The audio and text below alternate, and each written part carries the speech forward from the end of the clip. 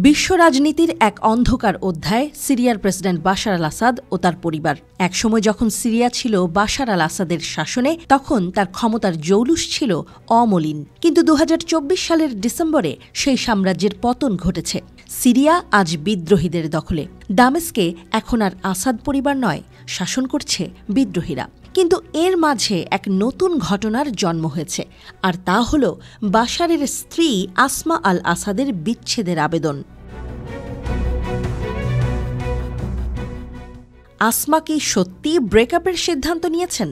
মস্কোতে আশ্রয় নেয়ার পর তার জীবনযাপনে কি এমন কিছু ঘটেছে যা তাকে বিচ্ছেদের দিকে ঠেলে দিয়েছে? আসমা আল আসাদ সিরীয় পরিবারে জন্ম নেয়া এক নারী, কিন্তু তার জন্মভূমি ব্রিটেন। তার বাবা ছিলেন কার্ডিওলজিস্ট, মা সিরিয়ার কূটনীতিবিদ। তারা সিরিয়ার নাগরিক ছিলেন। তার শৈশব এবং কৈশোর কাটে লন্ডনে। আসমার জীবন যেন ছিল বেশ মসৃণ, কিন্তু বাশারের সাথে পরিচয়ের পর সব কিছু বদলে যায়। ২০০০ সালে বাশার আল আসাদ প্রেসিডেন্ট হওয়ার পর আসমার সঙ্গে তার গোপনে বিয়ে হয়। তখন আসমার বয়স ছিল মাত্র ২৫ বছর। সেই বছরেই লন্ডন ছেড়ে সিরিয়া চলে আসেন আসমা। সিরিয়ায় গিয়েও তিনি বেশ জনপ্রিয়তা অর্জন করেছিলেন। একদিকে তার ব্যক্তিগত আবেদন, অন্যদিকে প্রেসিডেন্টের স্ত্রীর ভূমিকায় তিনি কিছুটা আধুনিকতা এনে দেন। তবে এখন প্রশ্ন উঠেছে, তার জীবনে কি অন্ধকার নেমে এসেছে?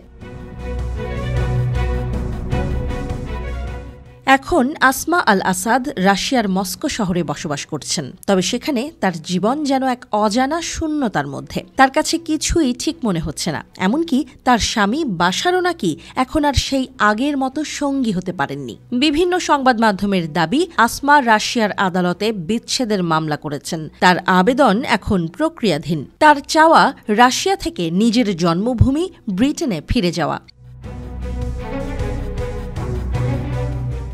বাশার আল আসাদ সিরিয়ায় ২৪ বছর শাসন করেছেন। তার বিরুদ্ধে মানবাধিকার লঙ্ঘনের অভিযোগ রয়েছে, যদিও বাশার এসব অভিযোগ অস্বীকার করেছেন। সিরিয়ার অভ্যন্তরীণ সংকট আর আসাদের বিরুদ্ধে চলা বিদ্রোহ, এই সব কিছুই আসমার জীবনে গভীর প্রভাব ফেলেছে। বিভিন্ন সূত্র থেকে জানা যাচ্ছে, আসমা নিজেকে অনেক দিন ধরেই রাজনীতির হট সিটে অসহায় অনুভব করছেন। তার জন্য এটা কি কোনো নতুন পলিটিক্যাল স্ট্র্যাটেজি? তিনি কি ফিরে যাবেন নিজের জন্মভূমি লন্ডনে, নাকি রাশিয়ার মাটিতে তার নতুন জীবন শুরু করবেন?